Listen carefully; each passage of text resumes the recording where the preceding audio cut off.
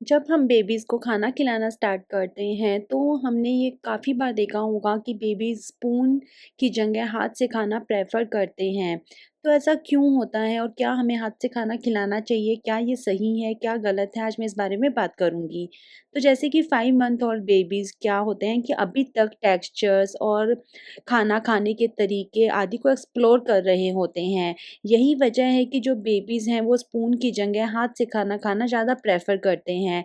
एक तो क्या होता है कि आपका हाथ उनके लिए कम्फ़र्ट होता है, फ़ैमिलियर होता है, आपका हाथ वार्म और नेचुरल लगता है, जैसे कि ब्रेस्ट फीडिंग या फिर बॉटल फीडिंग उनके लिए नेचुरल होती है, वैसे ही आपका हाथ भी उनके लिए नेचुरल होता है।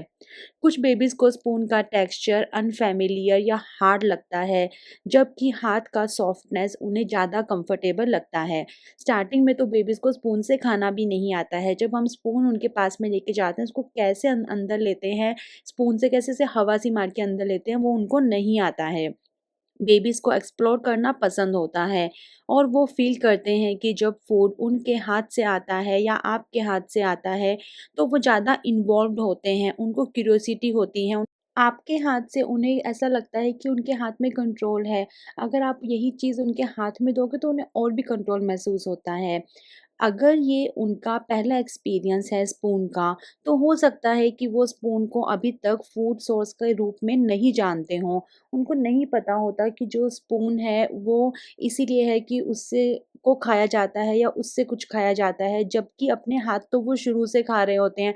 और हमारी अमायरा तो हमारा भी हाथ पकड़-पकड़ के खाती है, मतलब पहले तो अपना हाथ खाती थी, अब धीरे-धीरे, धीरे-धीरे हमारा भी हाथ खाती है।